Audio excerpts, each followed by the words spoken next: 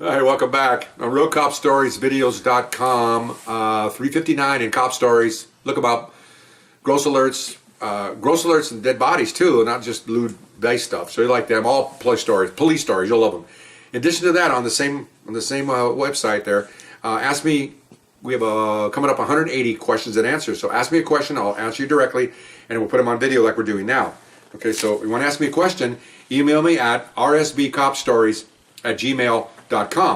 And the question we have now, ongoing, is were you ever injured? Well, 35 years of doing this kind of thing, I think, not just me, I think any officer that works a number of years in the field is going to get hurt. It's kind of like playing a sport, any sport, doesn't matter what you play, baseball, basketball, you're going to get hurt. You're going to play hurt, you're going to get hurt. Okay, so here's one of them. Okay, I'm working narcotics. I'm working surveillance, minding my own business. Okay, there was 7 of us in single-person cars following narcotics dealers. These are dealers, not just not street dealers or house. These are multi-kilo guys. Okay, so we're over there in the border of LA and Beverly Hills, San Vicente Drive, up there by Wilshire and Pico and all those streets up there. Okay, you don't know the streets if you're across the country. There, it's a major part of offshoot of downtown. Beautiful high rises next to Beverly Hills, kind of a nice area. So we're following somebody, and I'm like, back of the line. I'm at a red light. It's 12:30 in the afternoon. Okay, and I'm just talking on the radio that hey, where are you guys at? Okay, and all of a sudden, out of nowhere, always out of nowhere, I get rear-ended. Okay, really, approximately the traffic car said probably about 40 miles an hour. The gal never saw the red light. I'm at a red light. She toes my back end. Okay, so violent. I'm a big guy. Broke the driver's seat. Flew back, came back up and grabbed the steering wheel, and I'm broadcasting the whole time. I just got hit because I had a radio. We have microphones that we use floor pedals on to activate the kind of like your cars now. The speaker's up here, so I'm broadcasting. I got hit. Okay, well, a couple of guys are peeling out, but they're farther up the road in LA. In any mega city, it's hard to get back, traffic. So they're trying to get to me, and I'm telling them where I'm at. So the car, I'm looking in the mirror, the car backs up, goes around me, and I look over at her. It's a lady, Caucasian lady, and I'm doing like this, right? And she looks at me like this, and she turns, and she takes off. Okay, hit and run felony. Felony meaning I'm hurt, she takes off. Well, wrong person to hit. As she drives off, I look at the plate, I write it down on a piece of paper, I put it all over the radio. I just got hit, here's the vehicle, northbound, whatever, made a right turn on Pico or something, and gone. Okay, fine. So, a lot of things happened behind my back I didn't know about. Another funny thing happened here, I'll tell you in a minute.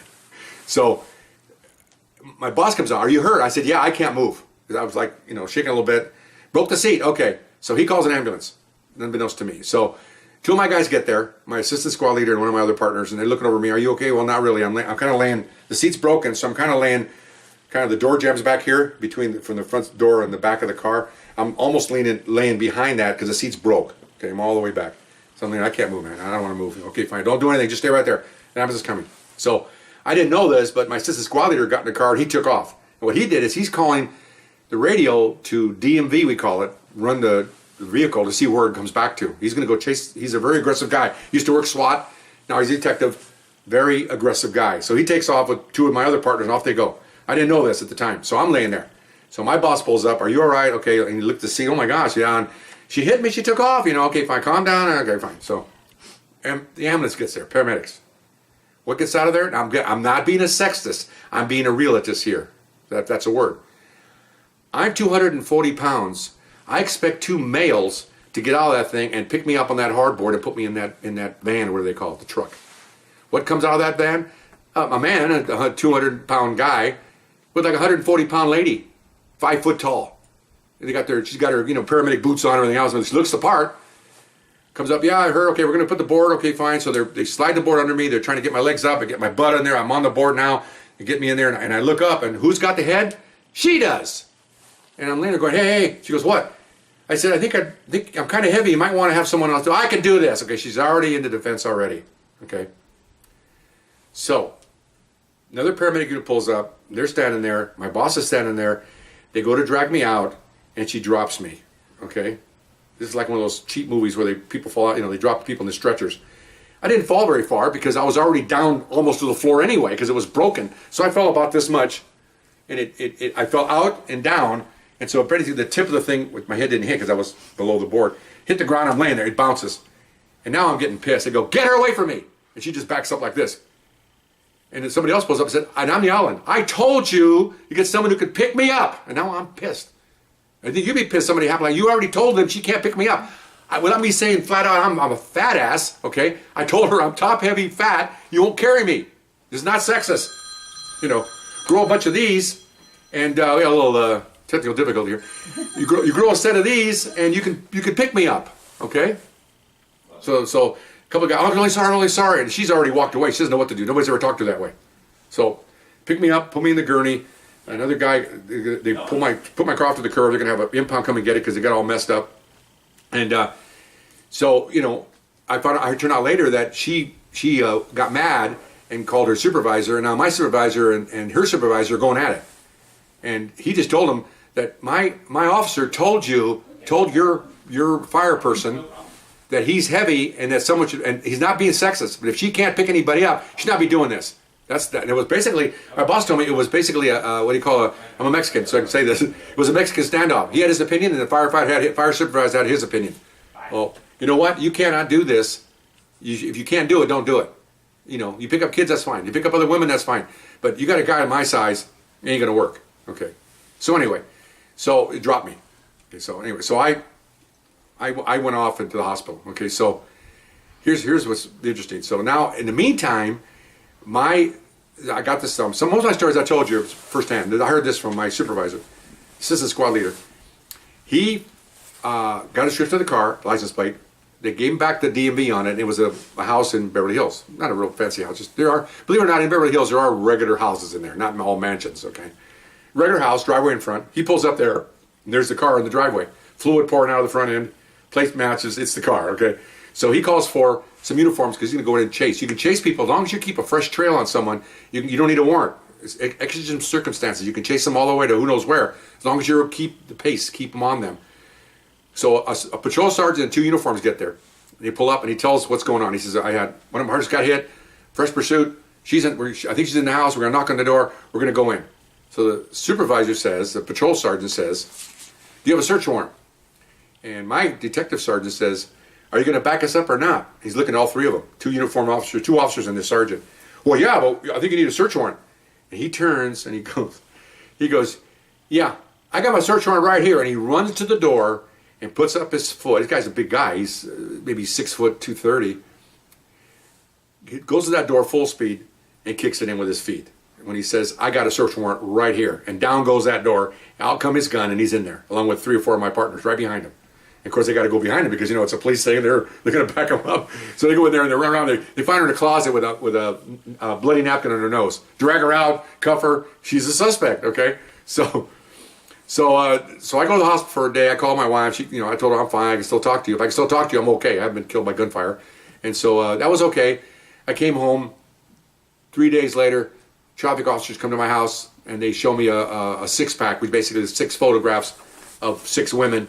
And she's in there, or may not be in there. That's why we have to give the admonishment. Yeah, just give me that. I used to do this myself. Yeah, right here. Okay, fine. So, okay, good. We already had her in custody because we have to dispo her the next day because we see if we have a case. We had a case, so they filed charges of DUI felony.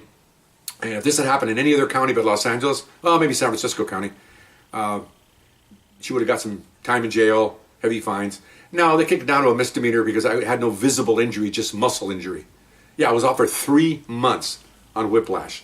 Okay, so okay, fine, it is muscle injury. I told the attorney because I sued her, obviously, and I told the attorney, here we go. I'll tell you what, I'll drop the lawsuit if you put her in a car and let me have a junk car, and I'll hit her at 35 miles an hour full speed. If I can do that, we'll call the whole thing off. Well, we can't do that. I'm just telling you, that's an option, so she can feel what it's like to get rammed. Oh, and by the way, she was DUI. I'm sorry about that. I forgot to add that part. She was DUI at 12:30 in the afternoon because when they popped her, John, he's passed away now, but when he grabbed her, cooked her up, took her to the station, immediately gave her a GSI, gas graph, the breath test. Okay, 18.18, 12:30 in the afternoon, 2.5 times drunk. Who gets drunk at 12? Well, she probably went to a lunch or something. I don't know. So she was filed on and all this charge. City attorney, all these people, they just drop everything down. They want to see, I think in their eyes, I used to badmouth them too for this. They want to see, like, in order to get a felony conviction, they want to see a hit and run DUI where the victims are probably nuns or priests or attorneys, in a car and were killed. That's the only reason why they'll file a felony, because they don't think it's a big deal until it happens to you. So I was all pissed off about that. But I can't think about it. I mean, it's out of my control. I'm off for 3 months. I come back. I'm watching soap operas. I know where Julie was a lesbian that married Mary, and then Jim went to bed with Mary, and Mary went. I know all my children, and As the World Turns, because that's all I did every damn day. Okay, somebody has a brain tumor, and this guy can cure it, but he got. I mean, oh my God! Again, like one of the other videos, I'm sitting there going, okay, got my revolver. I'm spinning the cylinder. When do I put it to top? When do I put it here? I'm going crazy. I'm going nuts because I'm an alpha. I can't sit around and do this. But anyway, so that was my injury on that point of view. That thing. Okay, how much time do I have? How am I doing? Okay, so here's another one. Okay, I'll make it a short one. I'm flying in a helicopter in narcotics to follow people. We have a squad down below, and I was volunteered to go up, and I flew helicopters in Vietnam, so it's not a big deal.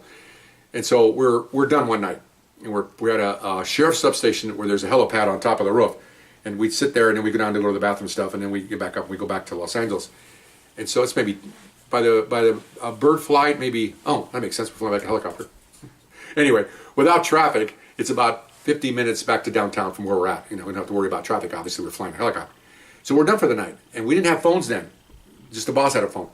So we're coming out of this police station to go to the helipad, and the helipad's got a wrought iron fence around it. And we're talking away about something, and I trip on the pad where the car pulls up to stop a car, you know, the little cement thing. And I go head first into the wrought iron railing, okay? And I hit my head on the railing, okay? And pretty good. So I reach over there, and of course now it's like the size of a half golf ball. I'm like, oh man. So we get in my car, I had my car there, and we drive to the hospital. And I couldn't tell my boss this because I don't have a phone. And so we go in there, emergency room, and again, here, did you hurt yourself chasing robbers? Did you hurt yourself arresting people stealing cars? Did you hurt yourself dragging people out of buildings on fire? No, I tripped on my big feet and hit my head on a wrought iron fence.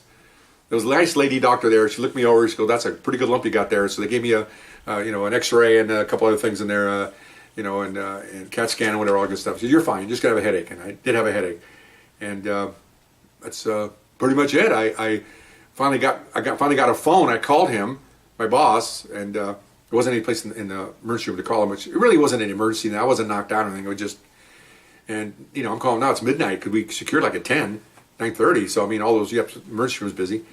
What happened to you? Oh, it's like, okay, fine. Well, next time call me. I said, I know, but it wasn't the phone. Okay, I understand. Are you all right? Well, take tomorrow off. Okay. So I unofficially took the next day off. I'm not supposed to. You're supposed to be officially off. Workman's comp. I just said, look, I got a headache. Let me just rest it. So they just kind of kept, what do they call it? Kept me on the books working, but actually I was home, which I really was home. I had an ice bag on my head. But it was gone. But by the time it was noontime, I'm ready to go back to work. But so just another thing where you get hurt, not fighting suspects, not chasing cars, and gunfire. You just go stupid things. And one was the previous story, broke my hand jumping out of a car. The other one was trip on a car stop thing on the road and bump my head on a wrought iron.